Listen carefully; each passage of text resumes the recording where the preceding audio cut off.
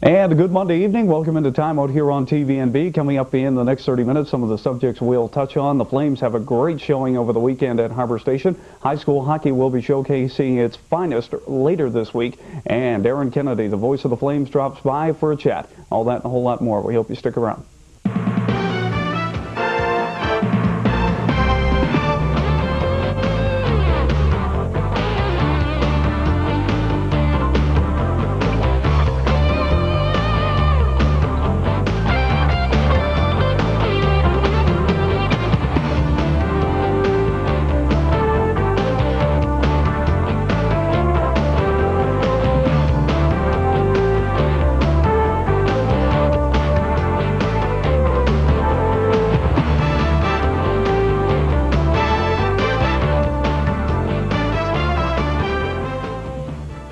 And a good Monday evening. Welcome into Time Out here on TVNB. Nice to have you along for the ride. Jim Hennessy sitting in for the next 30 minutes, sitting solo for the first half of the show, but the voice of the St. John Flames, Aaron Kennedy, will be dropping by in the second half to join us, talk about the Flames, of course, the NHL, and a few other things, whatever we throw at him. We'll see if he's up to the task tonight. It's nice to have you tuned in, and if you're keeping track, I certainly am. Less than 30 days till spring. Get those golf clubs warmed up, kids.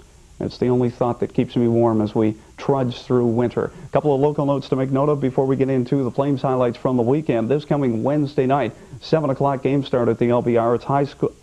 It's high school hockey all-star game. They're going to break down the 6 teams into 2 different divisions. It'll be made up of the Harold Mays and Ray Thompson All-Stars. That makes up KV, Hampton, St. John High School, St. Malachy's, Harborview, and Simons. Going to be a great game. Admission, $3 for adults, $2 for students. So make sure you make plans for Wednesday night, 7 o'clock at the LBR. AAA Midget Flames didn't have much success in the regular season, and it's rolling right over into the playoffs as well. They got their playoffs underway last weekend against the Acadian Peninsula Dragons, and the Dragons now lead that first to 6 points provincial quarterfinal.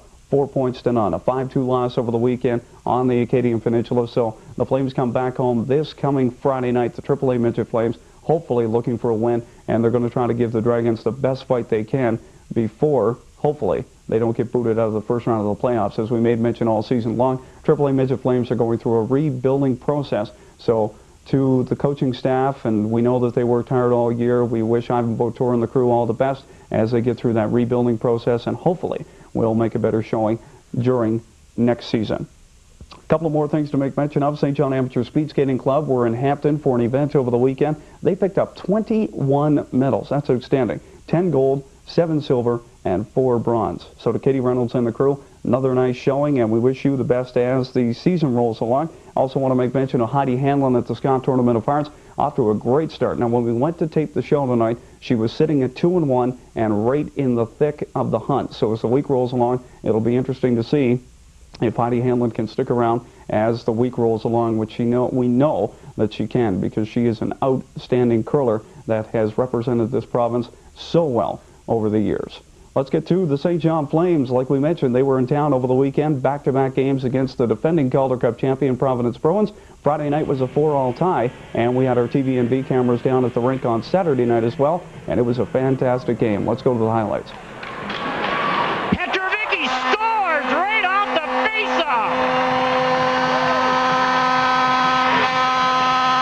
Vicky bounces it off the boards for Tripp. 2-on-1 with McLean. Tripp shot scores!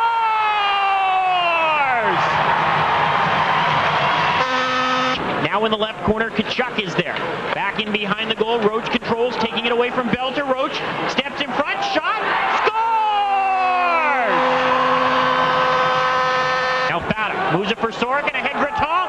2-on-1 with Cowan. Graton. Cowan off the post, and in he scores!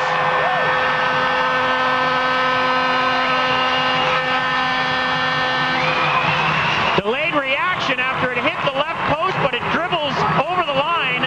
Jeff Cowan with his 15th goal of the season, and the Flames have a 4-0 lead. Behind the net quickly, stepping in front, Manlow dishing it off. Fuster shot it wide, and then Fuster takes out McKeel, and John Tripp is going to grab him and start throwing punches. To his credit, John Tripp went right after Fuster, and Fuster definitely went out of his way to go at McKeel. who has a goal tonight, is showing a lot of camaraderie and team spirit as he jumped Fuster after that senseless act by Neil Fuster. Petrovicki's going to fight with Boynton. Boynton has a visor on his helmet. Petrovicki wants to be careful he doesn't break his hand on it. I don't think there's going to be much of a fight here. Now maybe there is. Petrovicki with some right hands, swinging with the lefts, now coming over the top and whacking Boynton on the back of the head.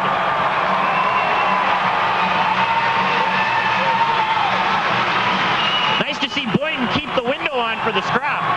Now he takes it off and throws it. And he's cut big time.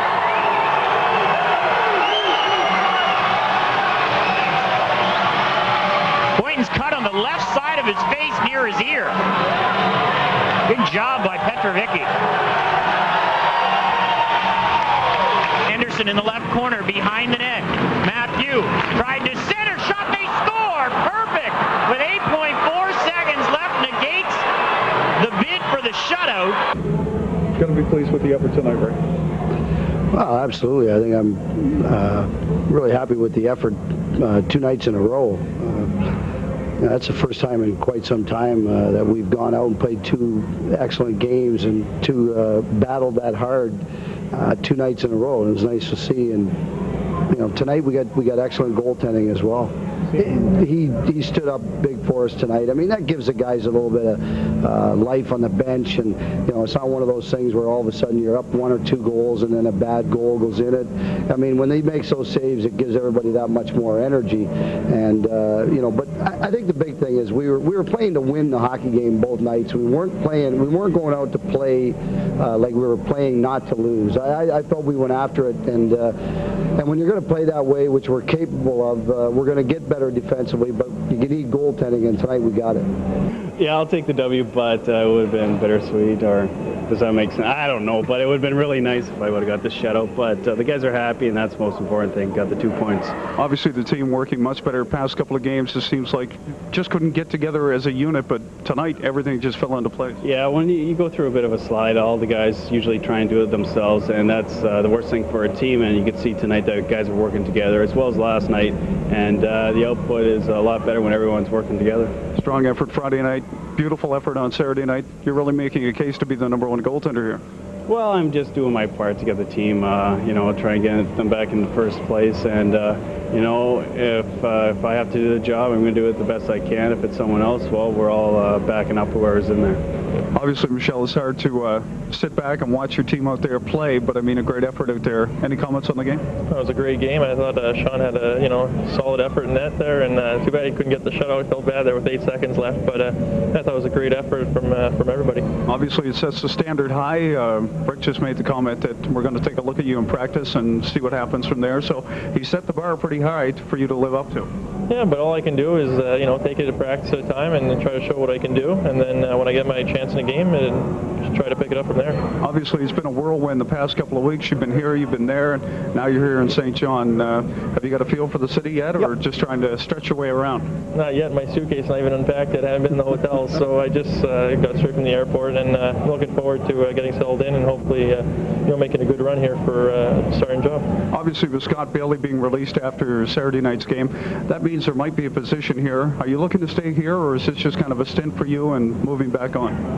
I'd love to, but the way that this year's been going, nothing would surprise me, but obviously I'd like to stay here and make this home for me.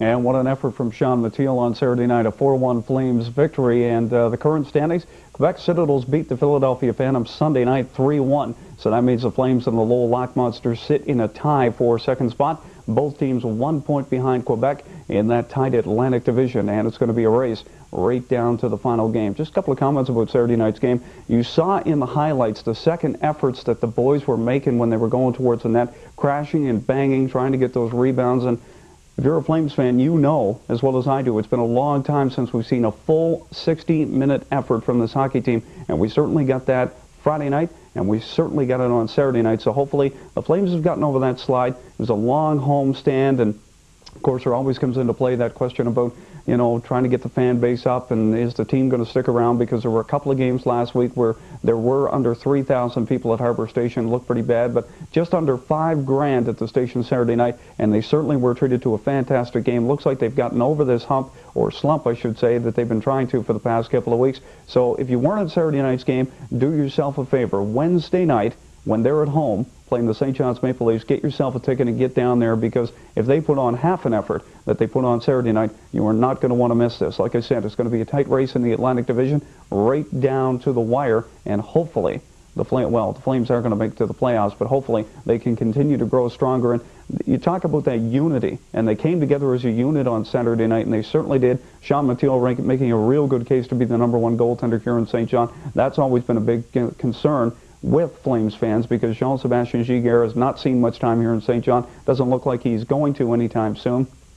Latest update and status we have on Grant Fuhr is he is healthy. He is ready to join the team again, but Brian Sutter has stated, got this off the internet, that he's not going to rush him back into the lineup. I think they did rush him back when he was playing here and trying to get a reconditioning stint and get some games under his belt, and I think they did rush him, and that's why he had to go back on the shelf for 30 days. So Brian Sutter says he's a great veteran, 5-time Stanley Cup winner, 2-time Canada Cup winner, but he is not going to rush this guy back into the lineup. Calgary looks like they're past their slide, back on the winning track. So looks like both the parent club and the St. John Flames have a good chance to make some noise when the playoff race gets underway. So we wish both teams all the best. Like we said, next Flames game is coming up Wednesday night as they take on the St. John's Maple Leafs. Game time is 7:30. Tickets are available at the box office and all regular outlets around the greater metro area.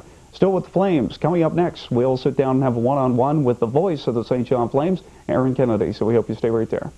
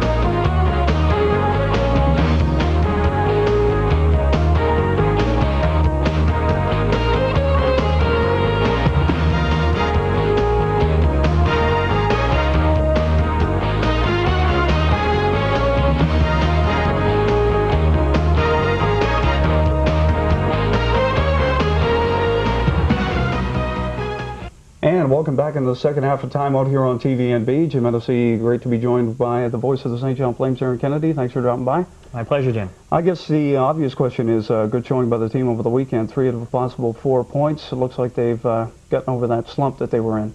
Yeah, it's only 1 loss in the last 4 games for St. John, and this is a team that certainly had its troubles, and they were well documented basically since Christmas. A couple of games after Christmas, going into the new year, they played all right, had a big win over the Leafs and then over Quebec, but then the struggles really hit, and certainly the big problem was goaltending. When Jean-Sébastien Giguère was recalled the Sunday before Christmas, they never really replaced him with a competent American Hockey League goaltender. It's been an audition, and right now it looks like the goaltending situation will be solidified with Sean Mathiel and Michel Larocque. And I think the biggest thing about these two guys is that they both want to be here. That wasn't the case with Frederic Duchesne. That wasn't the case with Scott Bailey, and I think it showed in their play. But Mathiel and Larocque, a couple of rookies from Hockey East in the United States, are both Canadian kids, but they went to American universities, Mathiel at UNH and Larocque at Boston University. So having them here and having the proper attitude, I think, will go a long way to solving what's been just an atrocious goaltending situation. And there's not too much more you can say about Mathiel the weekend he had. I mean, he came in the second period on Friday night and then stood on his head, lost the shutout bid with like 8 seconds left on the clock Saturday night, but he still feels great and feels that, you know, he's come over that hump as well and is ready to take over that #1 spot. Yeah, I think the biggest thing with him, if you saw him a week ago Saturday against Hartford, he was phenomenal, 42 saves. He was very good, 8 seconds away from a shutout on this past Saturday, as you mentioned, but last Wednesday night against Rochester, he wasn't that good, although the team lacked the jump and energy in front of him, but he gave up a couple of weak goals, including one to Randy Cunnyworth. But overall, if you're looking at his performance from a complete package, I think he's played very well. He's a big guy, so it's not really reflexes. A lot of it is positioning and just trying to get his body in front of the puck. But I think he'll be good, and I think a lot of it has to do with the fact that he's got a great attitude. He played well in Richmond in the East Coast League, and I think with Larocque and Mathiel here, guys who were basically sworn enemies when they were playing university hockey. They're like the Hatfields and McCoys of BU and UNH, but they're both here and happy to be here. Anybody who saw the game or listened to the game over the weekend, both games, the officiating was atrocious. Your comment on that? Well, that's nothing new. You didn't have to be at any of the games on the weekend to realize that the officiating in this league is subpar. It has been all season. Dave Andrews, the president and CEO of the league, was here earlier in the season, and that was one of the questions put to him about the officiating, and he said, well, it's actually better than I thought it was going to be. If it's better than he thought it was going to be, he must have had apocalyptic projections, because it has been brutal. There are a lot of guys in this league that simply are not capable of officiating in the American Hockey League. The NHL is to blame. They decided to go with a 2-referee system, thought that that was a great idea, and everybody in the NHL seems to like that, but they didn't realize what they were going to do to the American Hockey League. Either they didn't realize or they didn't care, or a combination of the two. And a lot of the guys that went up to the National Hockey League last year had been in the AHL for a long time. Well, not that long. That was the case last year with some of the guys going up that weren't necessarily ready, but it's left a big void here, and you're seeing a lot of rookie officials. Some of them simply don't know the rules. We saw that a couple of weeks ago in a game between Syracuse and Providence. Penalties in overtime. Instead of going 4-on-4, they went 3-on-3. Syracuse scored. Well, is it a big deal? Well, it's a big deal to the Providence Bruins. Absolutely. Because they might have been able to win the game 4-on-4. So that's the biggest thing, I guess. Judgment-wise, you might think it's a penalty and I might not, and you have to go with what the referee thinks, and a lot of it is officials' judgment. But what really gets under my skin is when they just show a lack of knowledge of the rules, and that's something that is unforgivable. We see an awful lot of times linesmen are trying to call offsides when they're nowhere near the blue line. I don't know if it's because of their conditioning, they can't keep up or what, but the officiating in this league is very bad. Rick Five, a lot of people did question him when he didn't want an assistant coach with him behind the bench this year.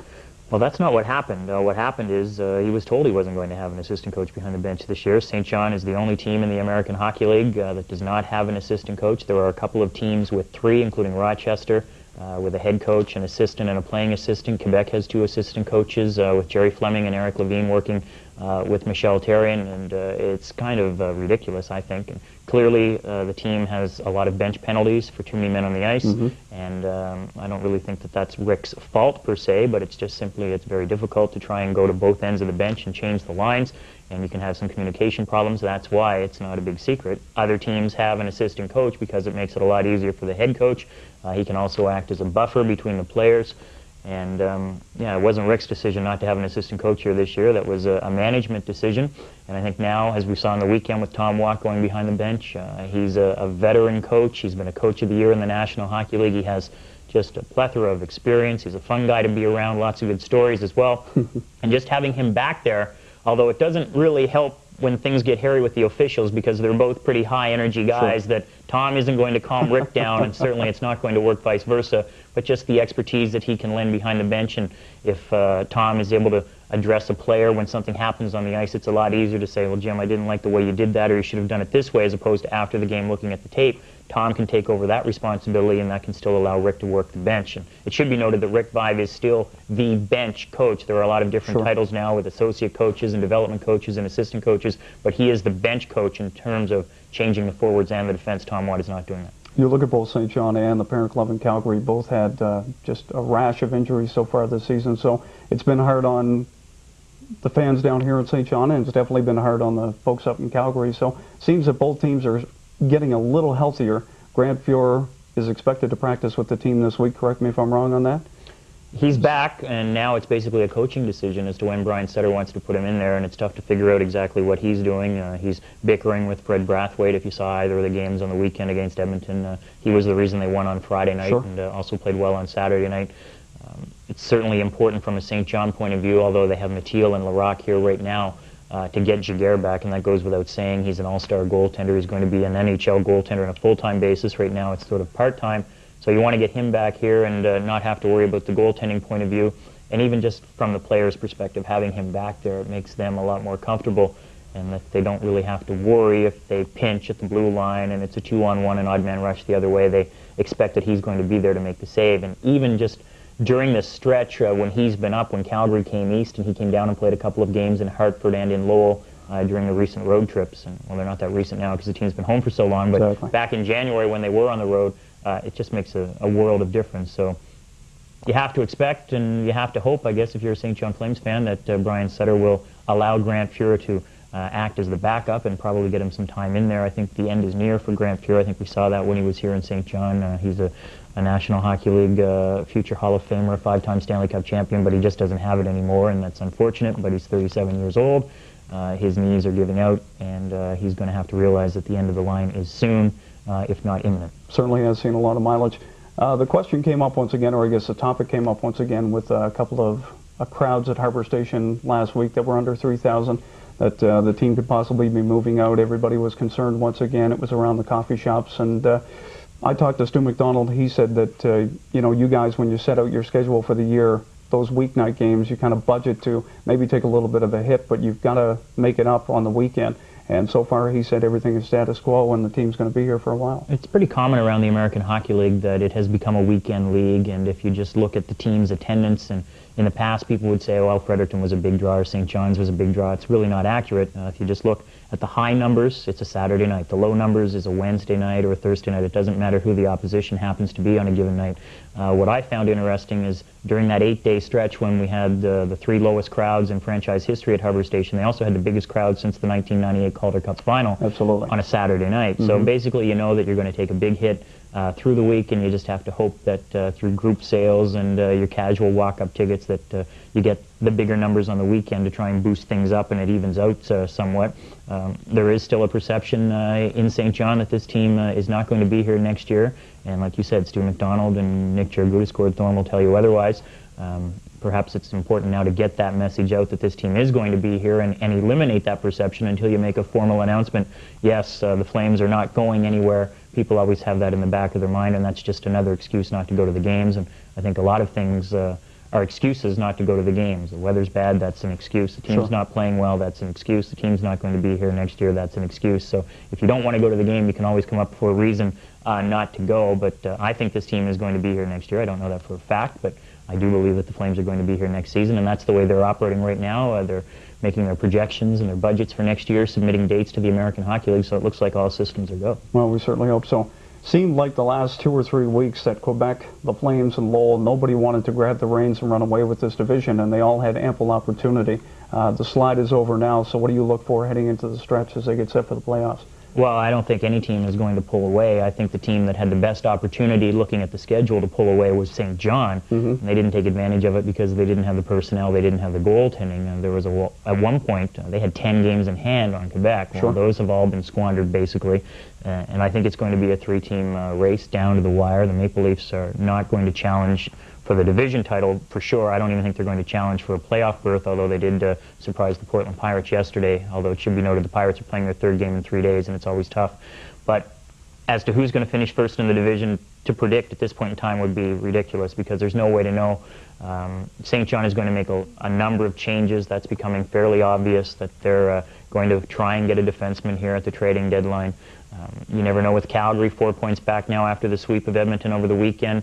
If they don't make the playoffs, the word we're hearing now is that Saint-Louis will be back. Chiron went up on the weekend. He's up there. Béjean, Clark, Giguère, 5 pretty quality hockey players with the parent club. Oleg Saprikin, who was their first-round pick last year, he'll be here when his junior team is eliminated. Robin Regier is another guy who could come down from Calgary once his junior team is eliminated. It's funny how that works out, but he can't play in the AHL on a regular basis until his junior team is out of the Western playoffs. So you could see him here, and all of a sudden your team is certainly receiving a shot in the arm, but then if you wanted to look at the downside of that, it's the chemistry, just parachuting all these guys in at the trading deadline. What does that do for your team and trying to get the guys to work together? But there are going to be some changes on this team. There are still some players here that aren't going to be here in the playoffs, aren't going to be here past the middle of next month. I think it's fairly obvious, and I think people have a good idea of who some of those players are. Let's flip over to the NHL for a minute. Canadian clubs, of course, they've been in the forefront for the past couple of months, past couple of years, actually. But Rod Brydon, the owner of the Ottawa Senators, was getting ready to pull ship and say he's leaving town and taking his team with him. But now, all of a sudden, big season ticket drive, and they're sticking around till at least the end of this season. Is this all a ploy by him to try to get some more money out of the coffers of the federal government, or is he really in that much desperate financial shape? Well, Rod Brydon leads the league in news conferences. There's no question about that. I tend to believe him when he says that if he didn't meet the numbers that he wanted to have, that he was going to leave. I don't really see why he would lie about that. The Calgary Flames were in a similar situation. They started an 8-game homestand on Wednesday night. Their attendance is not where they want it to be. They're in a position where they might not receive some of the revenue-sharing dollars from the National Hockey League. They have to get their attendance totals up, and they're working hard to do that.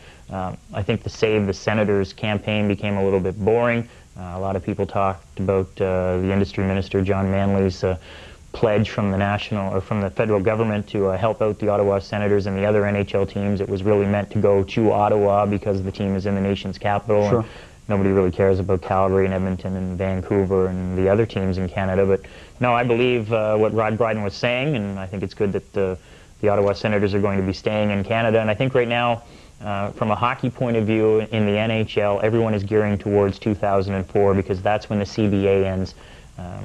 Hockey might shut down for a year in 2004 because the salaries have escalated out of control, and that might be the first time when the owners can try and put in some checks and balances and correct the market, so to speak, to use a Wall Street term.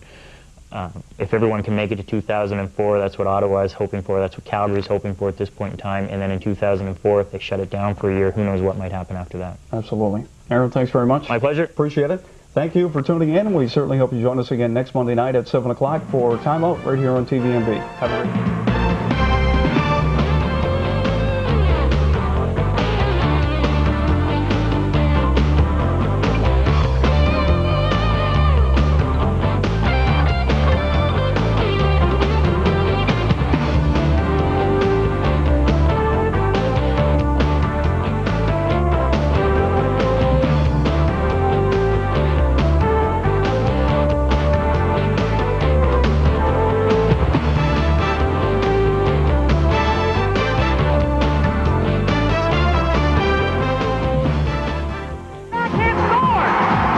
Follow the athletes, hear the crowd as we highlight the best of New Brunswick sports action on Primetime Sports, an action-packed leader exclusively on TVNB.